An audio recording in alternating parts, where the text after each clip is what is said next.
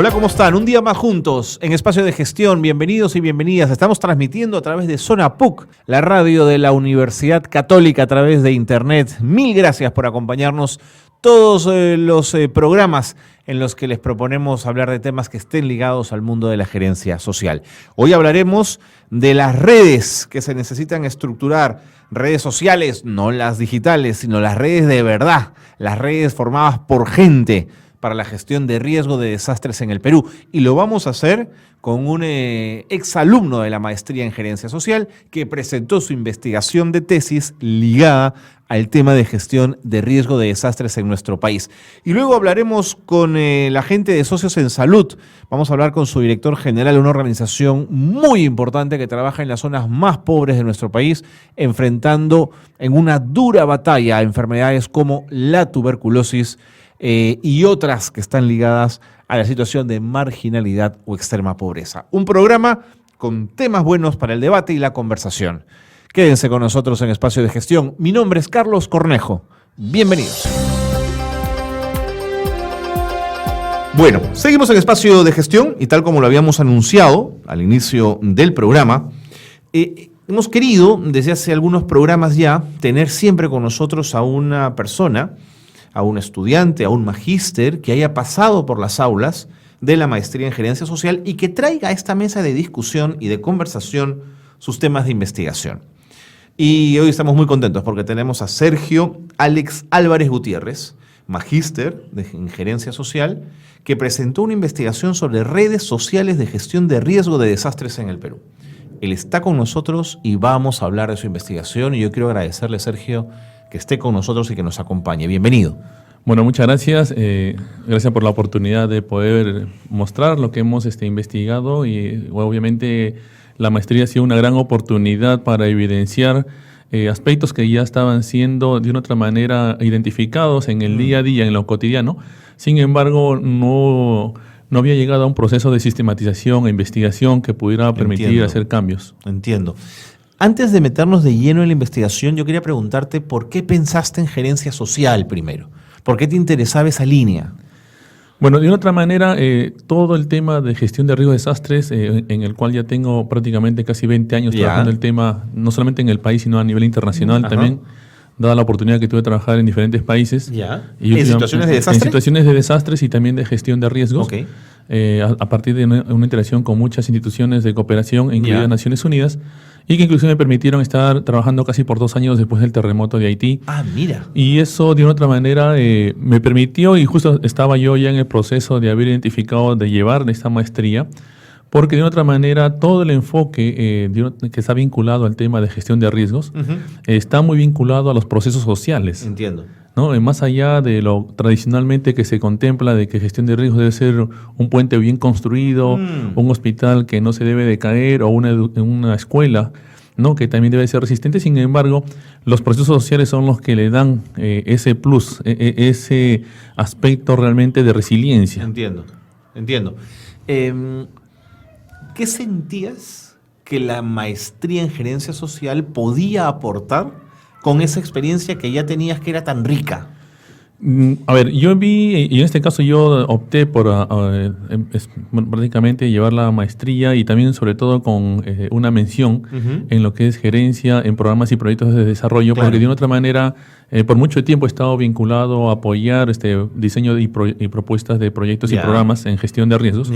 Y de otra manera la maestría me daba los instrumentos, las herramientas, el know-how, inclusive a partir de la experiencia que ya venía trabajando la maestría de gerencia social. Claro. Y obviamente el conocer también, en este caso, a los docentes, que de otra manera también ya había interactuado con ellos, me permitió de una otra manera tener claro de qué era la maestría que yo necesitaba para complementar los otros aspectos que yo ya había desarrollado. De acuerdo. Y que de otra manera la maestría me daba ese plus. De acuerdo, ¿no? Interesante. Han venido a este programa magísters ya, alumnos de la maestría en su momento, que hicieron la investigación juntos, de a dos, juntos o juntas. En tu caso, la emprendiste solo. ¿No era esa una chamba muy grande? ¿No era demasiado, complicado lanzarse solo a una investigación en solitario? La verdad es de que, bueno, sí, efectivamente hubo una demanda adicional, inclusive que prácticamente me conllevó también el hecho de incurrir en unos gastos adicionales no contemplados. De acuerdo. Pero por ejemplo, para mí fue muy interesante porque de otra manera me permitió también ir conociendo las dinámicas propias, ¿no? Y que me permitirían en este caso hacer una mejor formulación o sustento de las cosas que yo ya había identificado. Entiendo.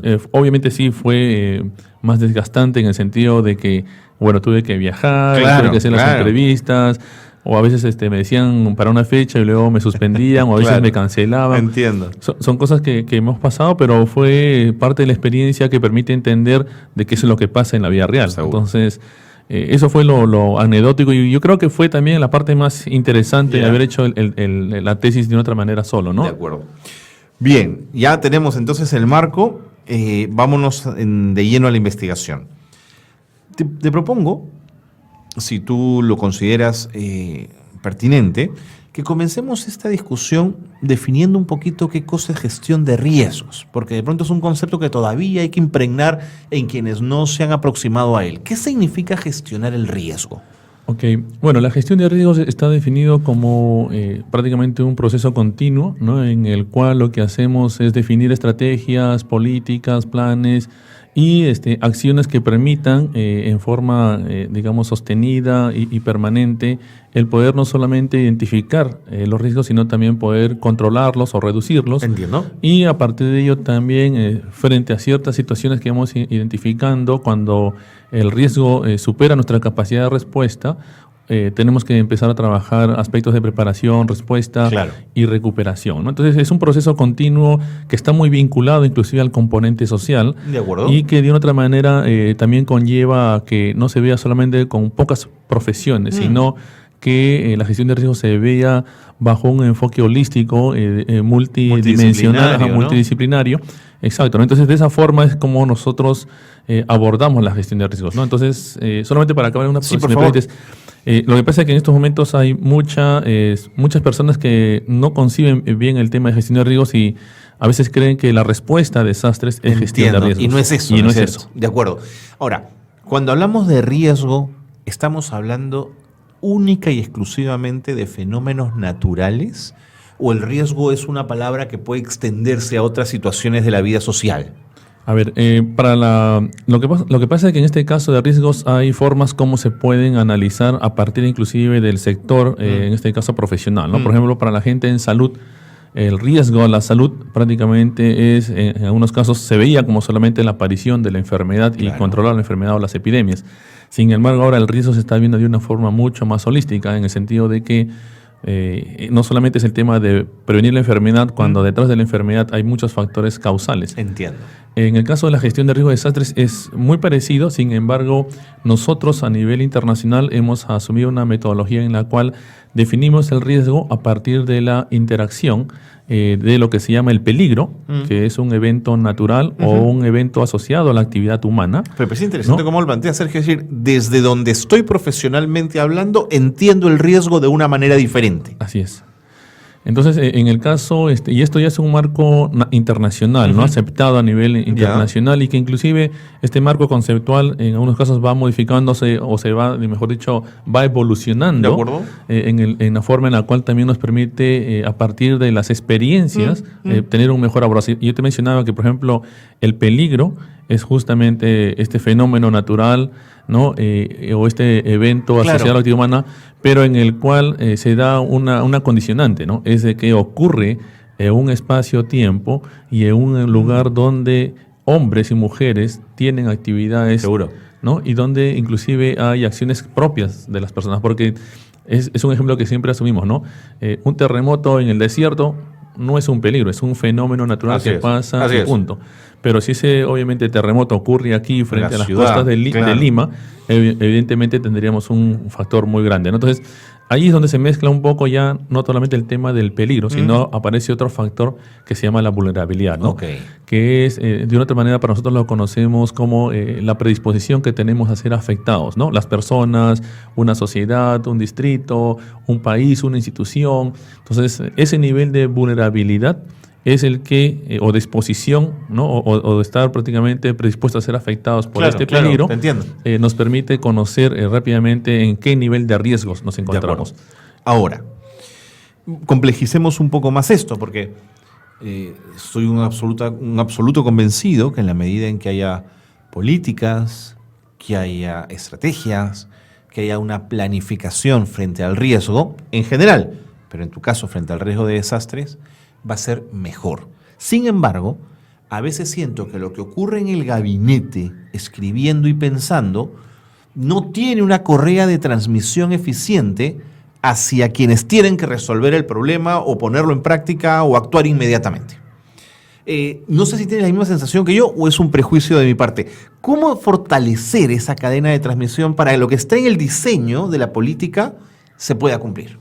A ver, has tocado un punto que de otra manera es motivos de muchas reflexiones, ¿no? Y lo que se evidencia, inclusive a través de nuestro estudio, es de que todas las acciones que se hacen supuestamente para el nivel nacional no llegan en los niveles en los cuales realmente se produce y se ve de controlar el riesgo, que son los niveles locales. Entiendo. Inclusive desde el punto de vista institucional, ¿no?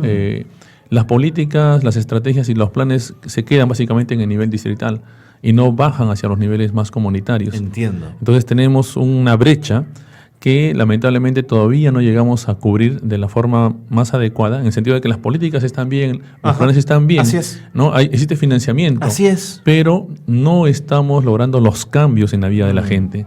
Y eso se debe porque muchas veces está por un lado el modelo centralista. Por ejemplo, lo que hicimos a partir del estudio también fue analizar de que la ley anterior del Sistema Nacional de Defensa Civil era un modelo netamente centralista y que lo que buscaba era al final responder, así como está pasando ahora, aunque la ley nueva, la nueva ley del SINAGER, que es el Sistema Nacional de Gestión de Riesgos, claro.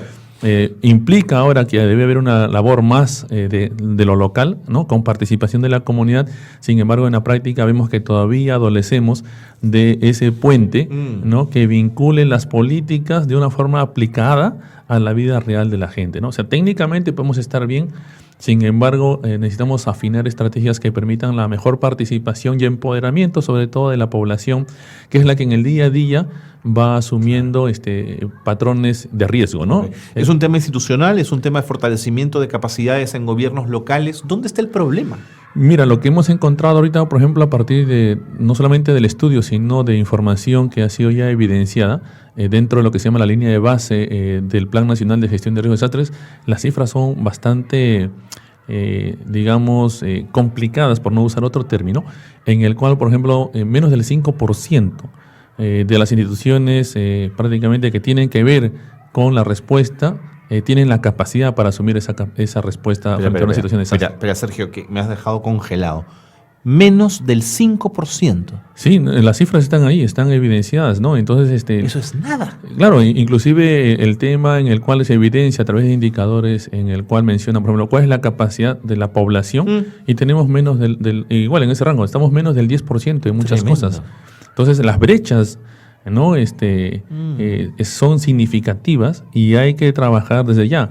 No es un tema, y hay que entender de que el tema de la cultura de prevención no es solamente por insertar en los niños y las niñas el tema de la gestión de riesgos o el tema de la preparación para desastres.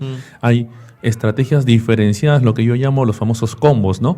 Es que de otra manera tú entiendes que hay dinámicas en las comunidades, claro, que de otra manera yo lo puedo mencionar en la medida en que he tenido la oportunidad de estar viviendo con las personas, ¿no? Y aprendiendo de su realidad, de tal forma que yo pueda interpretar cuáles son las mejores estrategias que voy a implementar en esos niveles para que haya una solución permanente.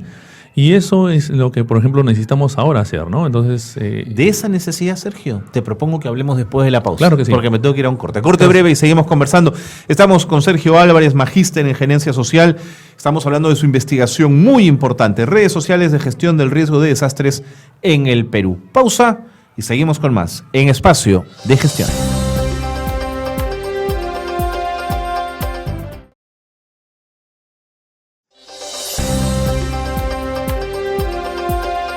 Qué bueno que se han quedado en Espacio de Gestión, el programa de radio de la Maestría en Gerencia Social de la Pontificia Universidad Católica del Perú. Estamos con el magíster Sergio Álvarez Gutiérrez. Él es magíster en Gerencia Social y desarrolló una investigación de la que estamos hablando, entre otros temas, sobre redes sociales de gestión de riesgo de desastres en el Perú. Sergio, ¿qué ¿Qué significa redes sociales de gestión del riesgo? ¿Por qué te interesó abordar esta mirada? Ok, bueno, dos temas de repente como antecedentes. El primero fue de que después de ocurrir el fenómeno del Niño en el año 97-98, prácticamente se empezaron a dar algunas iniciativas propias de ONGs, especialmente basadas en algunas en la zona norte del país y otras aquí en Lima.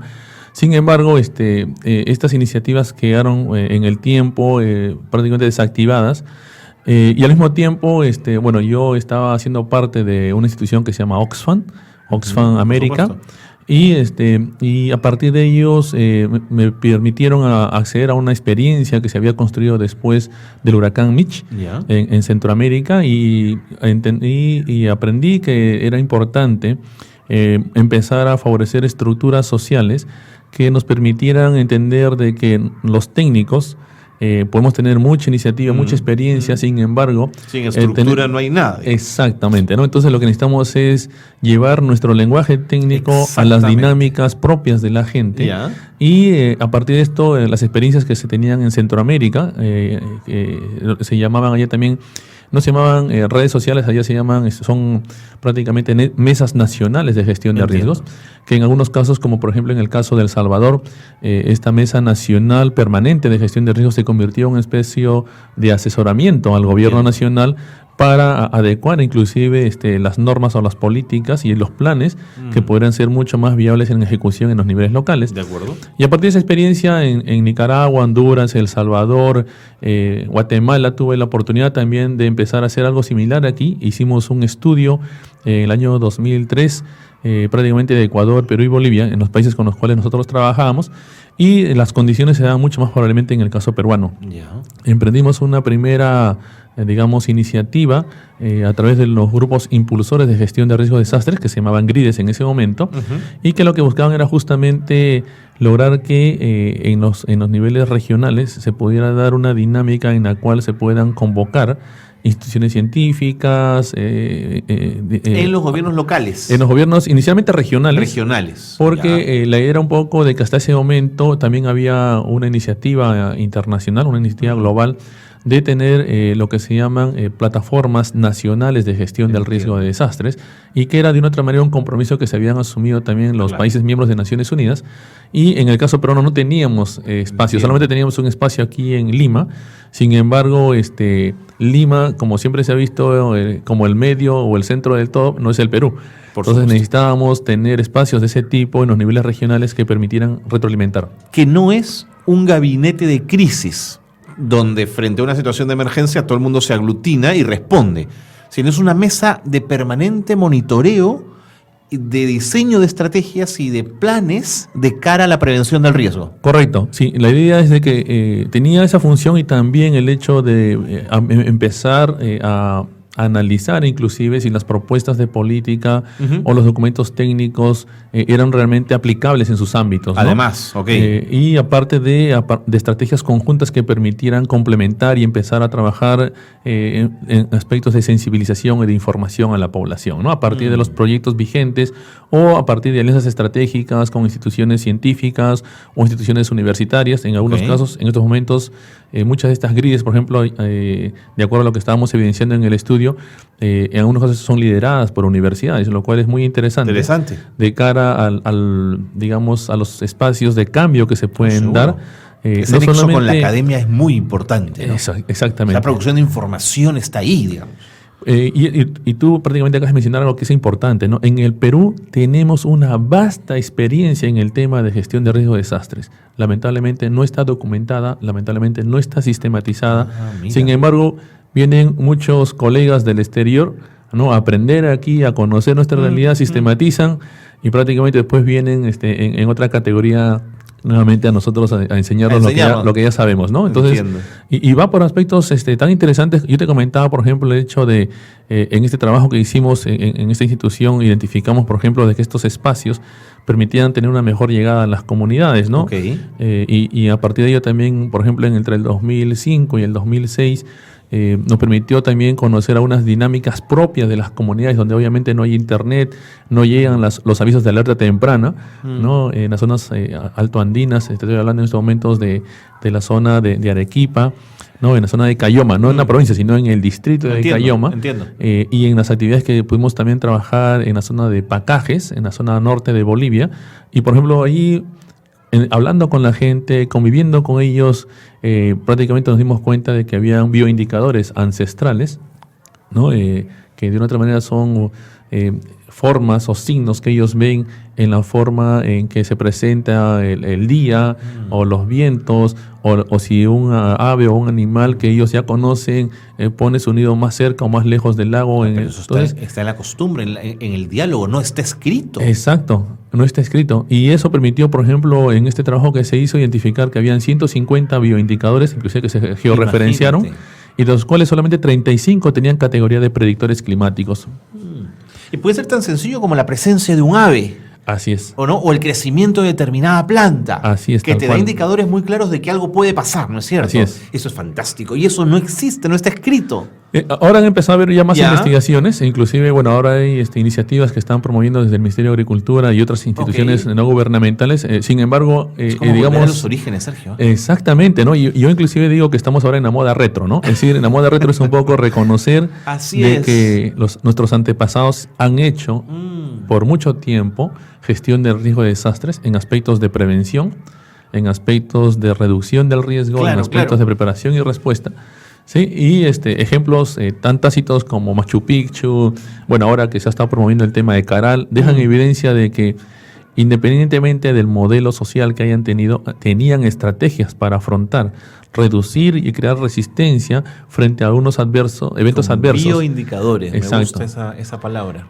Y hemos encontrado mucho más cosas a medida que hemos ido conociendo la cosmovisión inclusive de la gente andina, ¿no? Y también de la gente de la Amazonía. Entonces, realmente el tema de las redes sociales va por lograr esa interacción, ese vínculo entre las capacidades técnicas que podemos tener nosotros los especialistas con el día a día que vive la gente y la forma como ellos afrontan sus dinámicas de riesgos frente a eventos como los fenómenos naturales o inclusive actividades propias que están inclusive vinculadas lamentablemente algunas actividades extractivas que a veces generan espacios de riesgos. Así es. Ahora, me parece interesante que hayas hablado de redes sociales porque, claro, en la cabeza, sobre todo en los más urbanos, la red social está más ligada a lo digital, al Facebook y tal, pero creo que es una palabra correcta para definir la necesidad de una red que está compuesta de puntos, de nodos de contacto para poder generar respuestas frente al riesgo en general.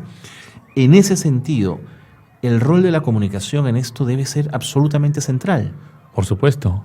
Todo lo que es la parte de comunicación es clave, ¿no? En la medida en que la comunicación te permite informar, te permite educar, inclusive dependiendo de los niveles a quienes te diriges como público objetivo. Por ejemplo, a veces cuando hablábamos con autoridades políticas, los invitamos también a que entiendan que la gestión de riesgos, algunos decían que no es políticamente vendible.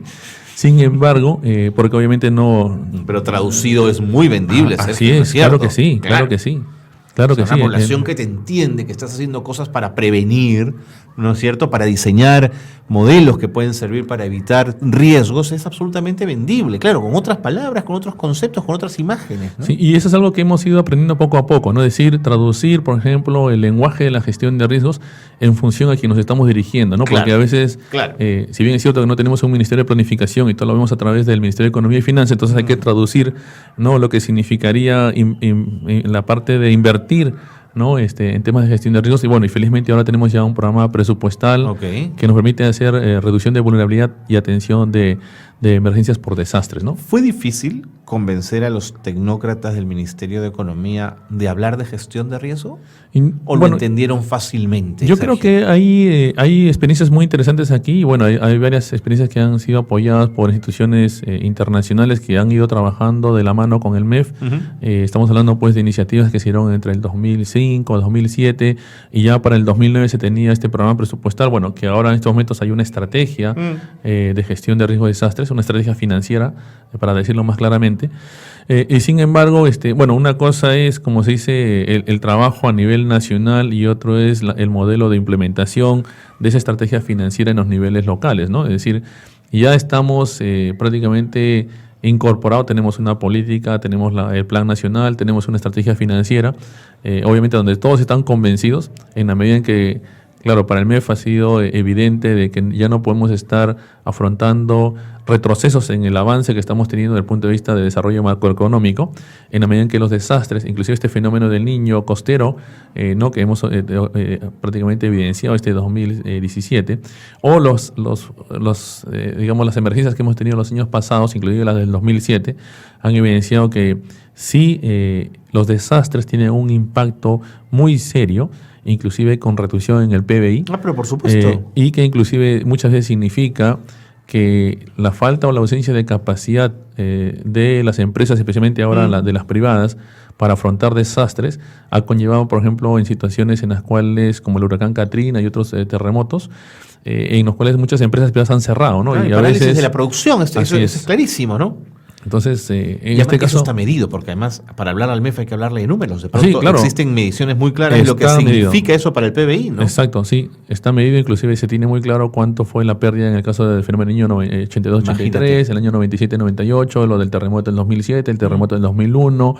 Inclusive tenemos claro cuál es la proyección en el caso de que exista el terremoto aquí en Lima, y hay una proyección estimada de cuánto serían pérdidas.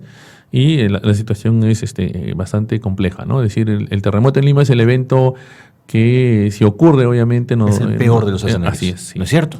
Sí, no, totalmente, ¿no? Y cada vez que uno hace un trabajo de campo, inclusive aquí en Lima, ¿no? Sin irse lejos, encontramos poblaciones vulnerables. El día de ayer estábamos compartiendo unos resultados de una investigación con colegas de la Universidad Peruana de Ciencias Aplicadas, y nos decían que, por ejemplo, han encontrado en San Juan de Miraflores niños menores de 5 años, inclusive menores de edad, con 10 miligramos de hemoglobina, ¿no? O sea, lo cual es... estamos en Lima, no estamos... entonces, claro, las condiciones de vulnerabilidad en la población es realmente bastante alta, ¿no? Y inclusive tenemos aquí lugares todavía en los cuales las poblaciones viven en condiciones de alto riesgo, ¿no? En el sentido de que está la posible ocurrencia de un evento, ¿no? Y adicionalmente está su condición de vulnerabilidad por una serie de factores que no están organizados, no han hecho ninguna organización, no tienen ningún modelo de organización para una situación de crisis, no tienen tampoco rutas de evacuación definidas. Los simulacros, si bien es cierto, nos ayudan, sin embargo, los simulacros deben tener también, dependiendo de los sectores, otro tipo de análisis o de ejercicio, ¿no? Entonces, pero regresando a ese tema de las redes sociales, realmente el networking, como dicen ahora, es clave, ¿no? Nosotros que hemos tenido la oportunidad de trabajar en otros países nos hemos dado cuenta que si no hay, previo a una situación de desastre o inclusive en el contexto de la gestión de riesgos, la prevención y la reducción parte por consolidar estructuras de organización reticular, que decimos nosotros, o en redes, ¿no? Y que es articular, exacto, en pocas palabras, ¿no? Sí, y que generar compromisos, ¿no? Pero a partir de dejar las cosas en blanco y negro, ¿no? Nada de color plomo o en su variedad, sino que las cosas tienen que ser de acuerdo a compromisos que sean tácitos para la población. Entonces, es una forma que permite realmente, y lo evidenciamos en el estudio, ¿no? Es decir, políticas que se dan a nivel nacional que no llegan a los niveles locales, ¿no? Así es. Entonces, o que inclusive muchas veces las dinámicas locales en las cuales se han generado experiencias muy interesantes, ¿no? En este caso, por ejemplo, veíamos que el AGRI de Lambayeque, que es el grupo impulsor de gestión de riesgo de desastres de Lambayeque, inclusive el de Cajamarca, ¿no? Han tenido experiencias muy, muy interesantes en la medida en que, por ejemplo, en el GRI de Lambayeque, a través de una ONG local, ¿no? Lograron definir y hacer una propuesta de lo que es un sistema de alerta temprana frente a inundaciones de nivel comunitario, y que inclusive lograron, a partir de esa interacción con la gente, validar esa propuesta, y fue presentada y ahora está aprobada, y es un lineamiento técnico en Lambayeque de acuerdo a lo que hemos evidenciado, y que está inclusive ya refrendado con una resolución regional. Qué bueno que tengan esa dimensión. Sergio, el tiempo me ha ganado. Han volado los minutos. Quiero agradecerte muchísimo que nos hayas acompañado, que te hayas animado a estar con nosotros y traernos los resultados y las aproximaciones de tu investigación. Muchísimas gracias por haber estado en Espacio de Gestión. Sergio Álvarez ha estado con nosotros, investigador, magíster, que ha trabajado el tema de redes sociales de gestión del riesgo de desastres en el Perú. Hacemos una pausa y seguimos con más aquí, en Espacio de Gestión.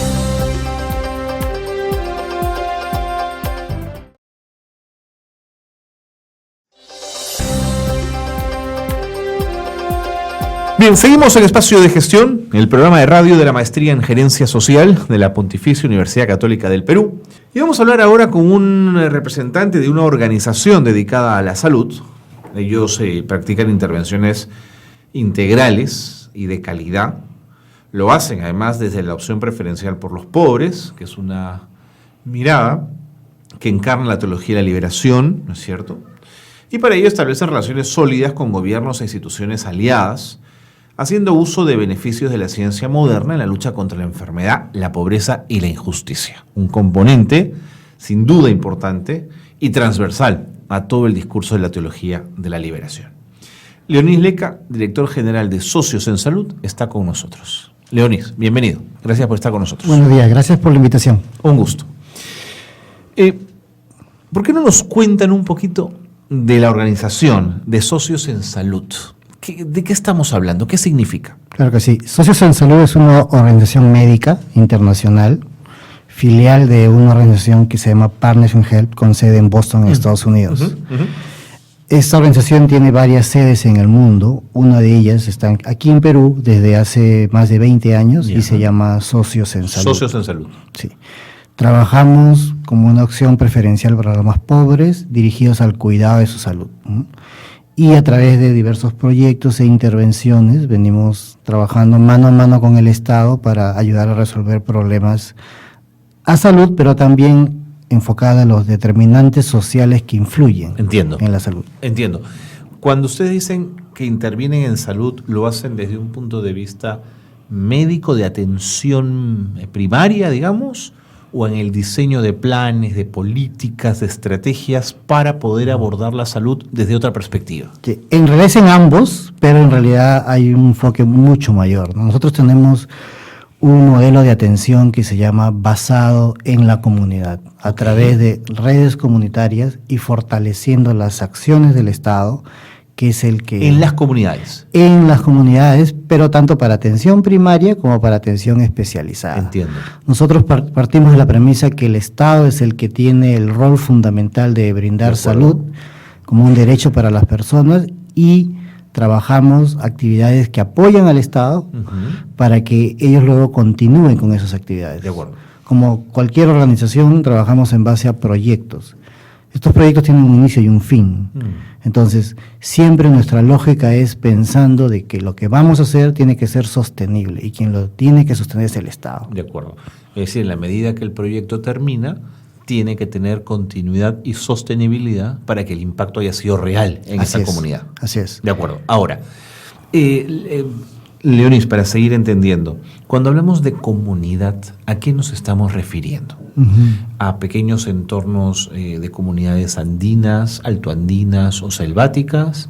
¿De pronto a barrios, en ciudades? ¿De dónde estamos hablando? Sí, bueno, estamos hablando de cualquier tipo de comunidad en cualquier zona.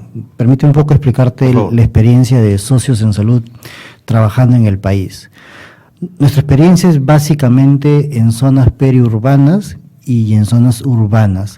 ¿Por qué? Porque está muy ligada a una enfermedad que se llama tuberculosis resistente. La tuberculosis es una infección muy contagiosa que básicamente se concentra en grandes ciudades. Es verdad. Tiene en sectores pobres, además, ¿no es cierto? Está muy ligada a la pobreza, está muy ligada al hacinamiento, y entonces ahí empieza el trabajo de Socios en Salud aquí en el Perú hace más de 20 años. O sea, la tuberculosis fue como un gatillo.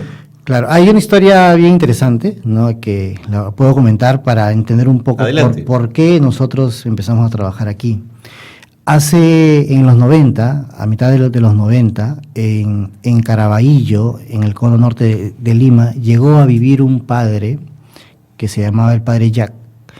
El padre venía de trabajar muchos años en Boston y él pidió venir a trabajar a un lugar donde podría ayudar más. Y lo mandaron a Lima y lo mandaron a Caraballo. Y él empezó a ver varios problemas de salud en su comunidad. Le preocupaba mucho el tema de malnutrición infantil y le preocupaba que habían personas que se enfermaban de tuberculosis, que ya se conocía que era una enfermedad y que en ese entonces el Programa Nacional de Tuberculosis del Ministerio de Salud era un excelente programa.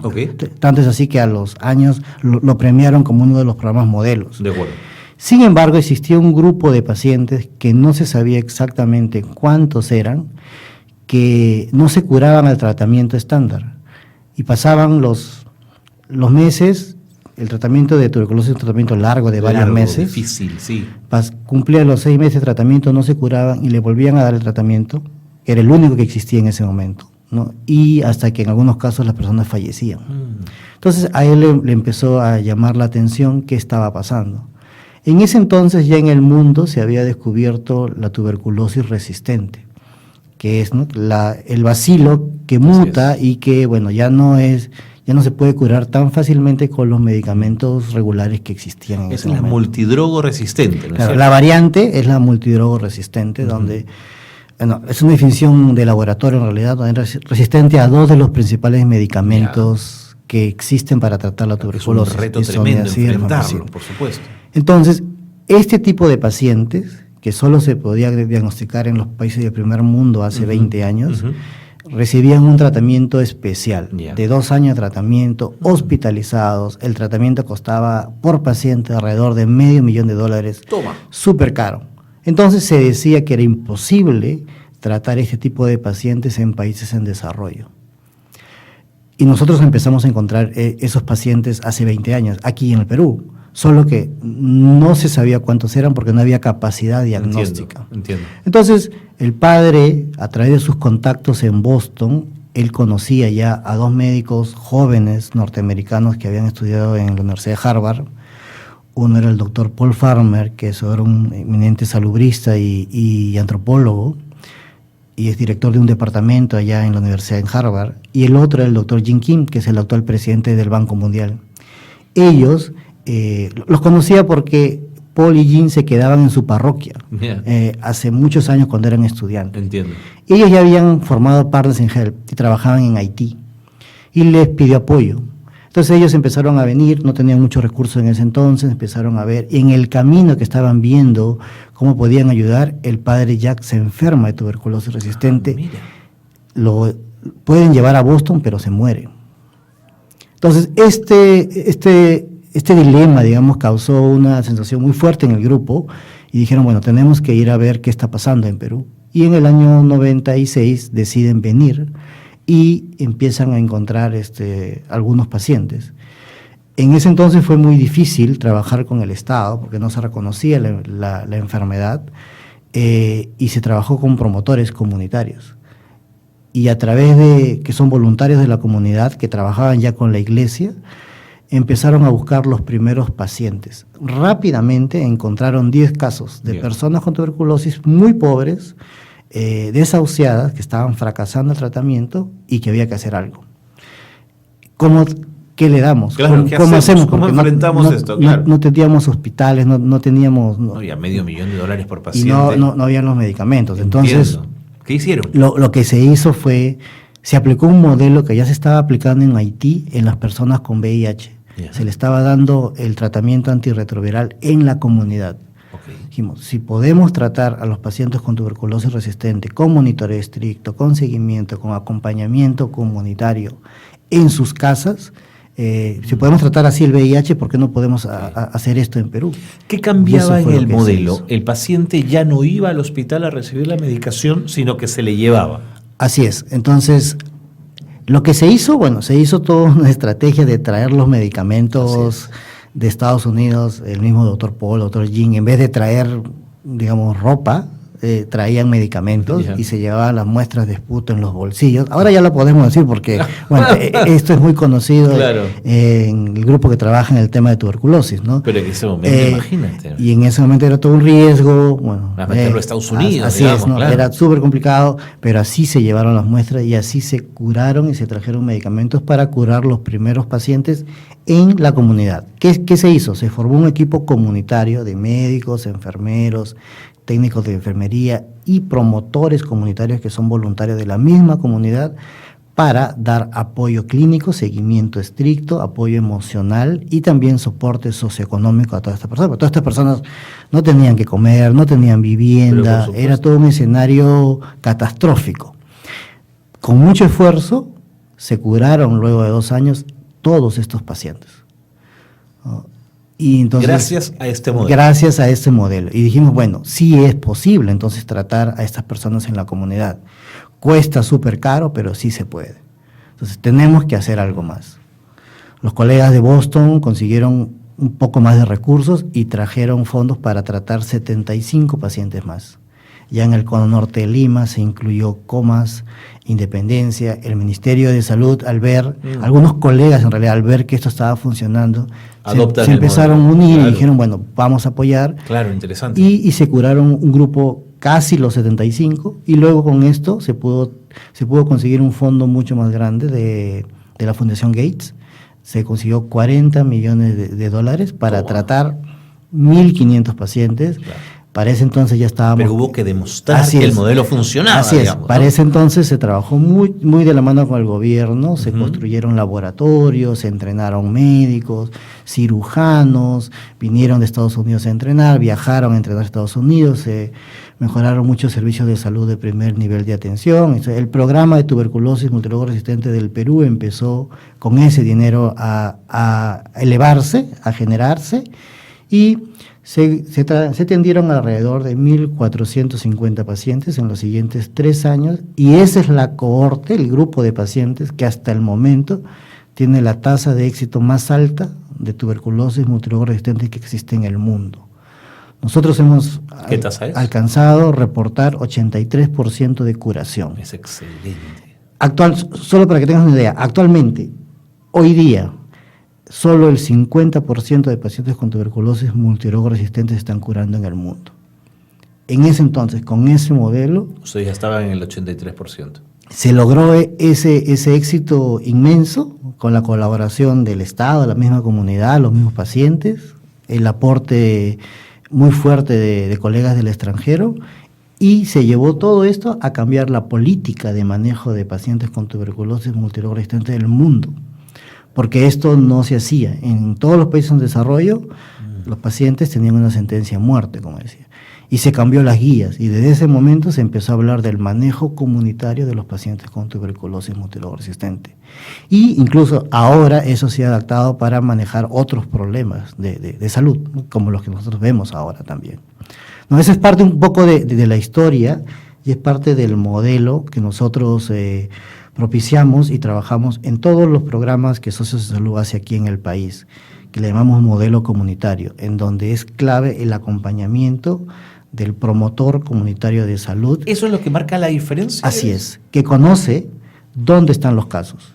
Cuando uno va a hacer intervenciones en comunidades y siempre nosotros vamos a la referencia de un centro de salud, puesto de salud. ¿Cuántos casos tienes de determinada enfermedad? Si ellos nos dicen que tienen una determinada cantidad, nosotros siempre pensamos que hay un poco más. Ajá. Y no se equivocan. Vamos a trabajar con el promotor de salud, que es el que conoce su zona. Ellos saben dónde están los tosedores, dónde están los niños huérfanos, dónde están las madres con problemas, dónde están los ancianos con problemas. Ellos saben, ¿no? Y siempre encontramos muchos más. Entonces, ellos son claves para identificar la zona, para captar más casos, para seguir a su comunidad, hablan su mismo idioma, claro. Conocen, acompañan de la mejor manera, y con ellos, porque el soporte médico es importante, pero también es importante el soporte emocional de una persona, sobre todo en enfermedades tan crónicas y tan duras como es el caso de la tuberculosis y otros problemas crónicos. Leonis, me tengo que ir a la pausa, pero me quedan muchas preguntas que hacerte.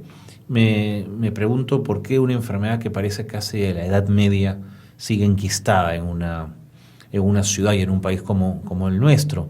Me preocupa la familia de las personas que tienen tuberculosis multidrogo resistente, cómo evitan el contagio, cómo hacen para vivir en un ambiente que además tú lo has señalado con claridad de hacinamiento y no contagiarse, cómo no reproducir la enfermedad. De todo esto quiero que me hables, Leonis, si tú me lo permites, por supuesto, después de la pausa. Claro que Gracias sí. por estar con nosotros. Pausa y seguimos con más. Estamos con Leonis Leca, director general de Socios en Salud en nuestro país. Quédense con nosotros.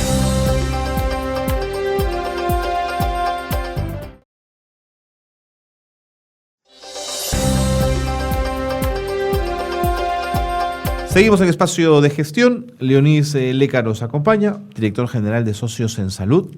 La verdad es que me he quedado digamos, callado un buen rato escuchándolo narrar cómo las cosas se fueron sucediendo y cómo Socios en Salud, a partir de un modelo interesante de trabajo comunitario en salud, pudo impactar y generar cifras muy interesantes y buenos resultados con enfermos o con personas que tenían la tuberculosis multidrogo resistente. Leonís, ¿cómo se evita el contagio de una enfermedad como esta? Porque entiendo que el modelo comunitario que planteas lo que hace es ir al paciente. ¿Qué pasa con la familia? ¿Cómo trabajas con ella? Ese es un punto muy importante. El 80% de las personas, por lo menos en el país, que están afectadas por tuberculosis son pobres o extremadamente pobres. Entonces, por lo general viven en condiciones de hacinamiento extremo. Uh-huh. Perdóname la interrupción. ¿No hay tuberculosis en sectores medios y altos? No, sí hay. Sí hay. Es una enfermedad muy contagiosa y muy transmisible. Así es, por eso te preguntaba. Hay nosotros tenemos muchos estudiantes, ¿no? Que están enfermos, ¿no? Y son de universidades particulares, porque uno va en combi, uno va en el bus, o sea, la tuberculosis está en cualquier sitio, en la discoteca, entonces está en cualquier sitio. Sin embargo, hay ciertos factores y ciertos grupos de personas que tienen más riesgo de enfermarse. Por ejemplo, estar en las prisiones, o tener algunas enfermedades que te bajan las defensas, como diabetes, VIH, si no me alimento bien, o sea, estoy en riesgo, ¿no? Y si soy pobre, se congrega una serie de factores. Están todos los factores ahí juntos, digamos. Mala nutrición, hacinamiento, quizás un poco de desconocimiento. Entonces, todo eso es un caldo de cultivo para la transmisión mucho más fuerte. Entendido. Entonces, continúa, por favor, con tu relato. Entonces, tiene que haber un enfoque muy fuerte, no solo en el paciente que tiene la enfermedad, sino también en los contactos, que le llamamos nosotros, que son los familiares, para evitar que se contagien. Uh-huh. Ese es uno de los problemas que tenemos en este momento, porque el Estado tiene recursos no suficientes para los pacientes y no hay búsqueda activa de los contactos. La norma nacional, por ejemplo, dice, y la norma internacional dice, si tú tienes en una casa un paciente con tuberculosis, tienes que ir a evaluar a ese paciente, tratarlo, pero además tienes que ir a evaluar y ver qué puedes hacer por sus contactos.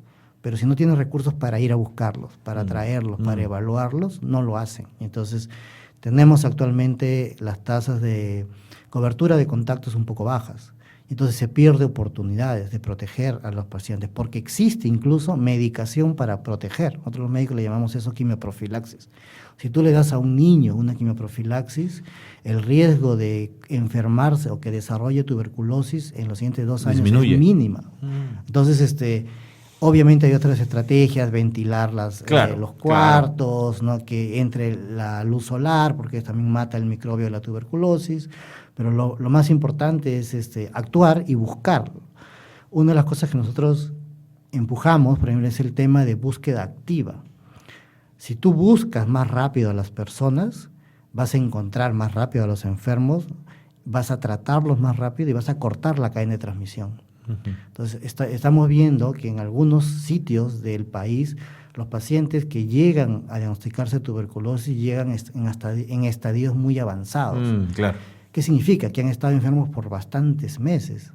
Entonces han estado transmitiendo probablemente la enfermedad. Muchísima gente. Entonces, nosotros, por ejemplo, tenemos una estrategia que se llama FAST, que significa rápido, pero significa búsqueda de tuberculosis de forma rápida y oportuna en sitios donde no se sospecha que se tiene tuberculosis. Por ejemplo, en los centros hospitalarios, tú ves que todo el mundo se cuida cuando está por el pabellón de tuberculosis o de neumología, porque ahí están los pacientes.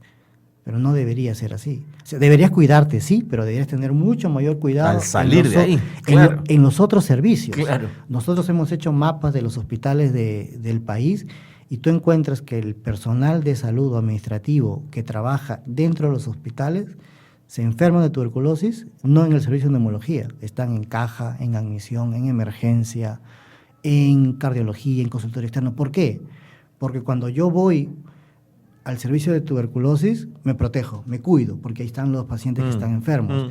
Pero si yo voy a una consulta de cardiología, estoy en consultorio externo esperando, no tomo las previsiones, de repente hay un tosedor al costado que está tosiendo, o voy por la emergencia a atenderme, una gestante va por emergencia. Todos se preocupan por atender el parto, pero nadie se da cuenta que está tosiendo, y ahí es donde ocurren los contagios, en personas que no están siendo diagnosticadas ni tratadas. Por eso nuestra estrategia FAST consiste en buscar tuberculosis en personas de servicios que no son servicios de neumología. Entonces tenemos equipos buscando, cuando entra la gestante por emergencia o entra el baleado por emergencia, todo el mundo le pregunta por el problema que viene, pero nadie le pregunta si tose. Tenemos personal que pregunta si tose. Y si tose, le hacemos el descarte de tuberculosis de forma inmediata. Entonces ya puede entrar con una doble etiqueta probablemente, porque si entra sin una de esas etiquetas, podría estar contagiando dentro del hospital, como ocurre normalmente. Pero ahí tienes que contar con el supuesto y con la suerte que el baleado o el que tiene la apendicitis también tiene la tuberculosis, porque claro, puedes tenerla. Mala suerte, en realidad. Sí, ¿no? Claro. Claro, la mala suerte, digamos, la suerte de poder saberlo con tiempo, a eso me refiero, ¿no? Claro que sí, pero tienes que hacer búsqueda. O sea, como todo. Claro, si no buscas, no encuentras. Claro. ¿No? Entonces, nosotros estamos haciendo búsqueda, partiendo del tema de qué es un tosedor, pero ahora mismo estamos encontrando, por ejemplo, el Ministerio de Salud usa una definición, tos por más de 15 días puede ser tuberculosis. Okay. Pero estamos encontrando casos con 2-3 días de tos, que le hacemos la prueba y es tuberculosis, ¿no? Entonces eso para nosotros significa una transmisión mucho más rápida en la comunidad. Algo está pasando. Okay. Leonis, preguntas muy concretas. Me has dicho que el rostro de la tuberculosis en el Perú es de las personas pobres o extremadamente pobres. ¿Tiene rostro de hombre o rostro de mujer? El 70% de los casos son varones. ¿Se explica eso? Es en población. La explicación es... Bueno, el tema está cambiando y poco a poco ya las mujeres están yendo a equiparar, pero tiene que ver más una explicación por el contacto en la comunidad. La movilidad de la persona. La movilidad de la persona, ¿no? Entonces, la mayoría de varones respecto a las mujeres están más en la comunidad. Claro, entra, sale, va, digamos, en la casa, sobre todo en los barrios marginales, ¿no? Entiendo. Sin embargo, cada vez estamos viendo más casos de mujeres, de gestantes y de niños, por ejemplo. El tema de niños es un tema muy importante, porque si tú encuentras en una casa a un niño con tuberculosis, tienes que pensar quién lo contagió. Y si es un niño pequeñito, con poca movilidad, solo depende de la salida que los padres le hagan, hay que buscar en la casa el adulto que está enfermo, ¿no? Entonces ese es uno de los problemas. El otro problema en niños y en tuberculosis en general, y por qué nosotros vemos este tema, y hablamos mucho de lo que es la ciencia moderna, traer la ciencia moderna al país, es porque de repente debí empezar con esto. Para nosotros creemos, y siempre le decimos, que la tuberculosis es una enfermedad olvidada. Si tú miras cualquier otra enfermedad, diabetes, mira la cantidad de medicamentos que han salido para diabetes en los últimos 20 años. Mira VIH, la cantidad de medicamentos que han salido para VIH en los últimos años. Hipertensión, cualquier enfermedad tiene infinitos medicamentos porque ha habido interés desde la industria, del Estado en general. Tú miras tuberculosis, en los últimos 40 años solo se han aprobado, hace 3 años, 2 nuevos medicamentos. Entonces tienes un paciente que sufre, porque además de ser pobre, le dan un tratamiento que no es el mejor, porque no tienes buenos medicamentos, causa un montón de eventos adversos. Imagínate ponerte una ampolla en la nalga por 6 meses, todos los días. Medicamentos que te pueden dejar sordo con cierto tipo de sordera, te pueden causar cuadros psicóticos. Entonces, eso es la realidad de un paciente con tuberculosis resistente. ¿Todos los días? Todos los días, durante 2 años. Por eso estas personas necesitan un gran soporte, y ese es uno de los problemas que tenemos aquí en el país. Por eso, que es nuestra tasa de abandono al tratamiento es súper alta. Estamos por encima del 30%. De cada 10, 3 están abandonando. O se van a morir en algunos años y están contagiando, o va a ser mucho más difícil tratarlos en el futuro, porque se están volviendo más resistentes, ¿no? ¿Tiene rostro joven o rostro adulto? Tiene rostro adulto, afecta sobre todo a la población económicamente activa, pero cada vez hay más jóvenes que se están enfermando. Cuando uno ve la curva yo soy epidemiólogo, uno ve la curva de enfermedad, la curva empieza en un pico muy alto a partir de los 13 años. 13. Súper alto, y cada vez está más alta la curva de transmisión en jóvenes, en adolescentes, ¿no? Y luego, en adultos, y luego ya a los de 30, 35 años se empieza a estabilizar, ¿no? Son los grupos con mayor riesgo, que son los más activos, digamos, ¿no? ¿Cuántos enfermos aproximadamente de tuberculosis se calcula que hay en el Perú? Anualmente el Ministerio de Salud reporta alrededor de 30.000 casos, pero la Organización Mundial de la Salud reporta que se está dejando de diagnosticar alrededor de 19% más casos por año. O sea, ¿no? 30.000 habría que sumarle, digamos, 6.000, 5.000, 6.000 más. Así es. Y el asunto es que, lamentablemente, nosotros somos número uno, el Perú es número uno en tuberculosis multirogo resistente y en la variante tuberculosis que se llama ahora tuberculosis XDR, extensamente resistente, que es otra de las cosas que estamos nosotros trabajando y apoyando al Estado. Lo bueno, digamos, de todo este panorama oscuro es que existen algunas alternativas que actualmente el Estado está asumiendo con apoyo de la cooperación internacional, incluyendo a nosotros, para tratar de controlar la epidemia de tuberculosis XDR.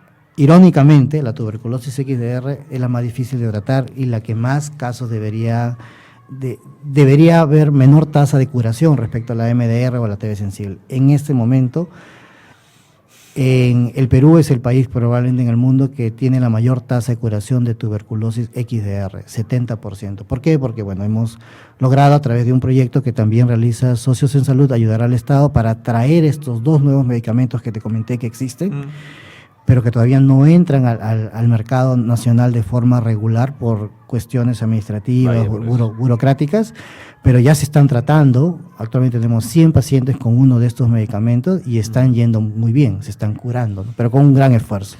¿Te parece, Leonís, que desde la mirada del Ministerio de Salud, este es un problema de salud pública de primer orden o sientes que lo miran un poco de costado?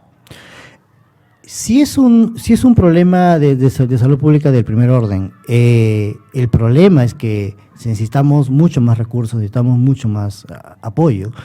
La tuberculosis está siendo, como yo siempre digo, está siendo mucho más astuta de lo que nosotros podemos hacer. Ahora, es el excelente ejemplo de una enfermedad social, que no solo depende del Ministerio de Salud. Es el mejor ejemplo. O sea, el Ministerio de Salud tiene algunas deficiencias, pero hace sus esfuerzos. Sin embargo, ¿qué hace si esa persona no tiene que comer? Entiendo. ¿Qué hace si no tiene una vivienda adecuada? Si no hay agua y ¿Qué hace si saneamiento no tiene en su trabajo? casa? Claro, si no tiene claro, saneamiento. de acuerdo. Entonces, existen lamentablemente muy pocos esfuerzos multisectoriales y en eso nosotros estamos, también tratando de enfocar, ¿no? Por ejemplo, la situación de la tuberculosis en las prisiones. Ese es un tema. Es una bomba de tiempo. Tremendo. ¿No? Y actualmente hay un proyecto que nosotros también lo estamos administrando del Fondo Mundial, que es un financiador externo, para mejorar la atención de tuberculosis en las 12 prisiones que tienen más alta carga de tuberculosis en el país. Se está mejorando el equipamiento, los recursos humanos, la detección, porque la idea es, nuevamente, que haya una detección rápida, ¿no? No solo por las personas que viven o que trabajan ahí, que es un grupo muy importante, sino también porque yo discutía con algunas personas que me dicen, pero ¿por qué vas a apoyar a los presos si había una tanta necesidad afuera? Yo le digo, es un tema de derecho, un tema de justicia social, pero también mira el impacto que tienen ellos. Cada año 3 millones de personas visitan las prisiones. Así es, ¿no? Que es un tema enorme. Sobre todo niños y mujeres. Y sacan la tuberculosis a la comunidad. Pero Leonís, de cara al tratamiento, tenerlos en cárcel podría ser hasta más fácil para la intervención, porque los tienes juntos en un mismo lugar, pueden ir a su consulta, pueden ir a su tratamiento, hasta podría ser más fácil y está más acotado, digamos, están allí. En teoría. En teoría. En teoría. Por eso, por ejemplo, una de las estrategias que estamos haciendo es modelo comunitario con promotores penitenciarios, por ejemplo, dentro del penal. Buena idea. ¿No? Los mismos presos capacitados están ayudando a identificar tosedores en sus pabellones. Y si amarras eso con posibilidad de beneficios penitenciarios, podrías tener más promotores incorporados en ese esfuerzo. Esa es la idea. Leonís, ha sido muy interesante lo que nos has contado y muy revelador de lo que el Perú y nuestras grandes ciudades, y en particular Lima, es. Muchísimas gracias por haber estado con nosotros. pero no por haber venido, sino por el enorme esfuerzo que hacen en Socios en Salud. Muchísimas gracias. Gracias a ustedes por la invitación. Leonides Leca, director general de Socios en Salud, está con nosotros y ha sido muy claro respecto a un problema que no es menor y que hay que enfrentar. Con él ponemos punto final al programa. Gracias por habernos acompañado. Gracias por estar en Espacio de Gestión.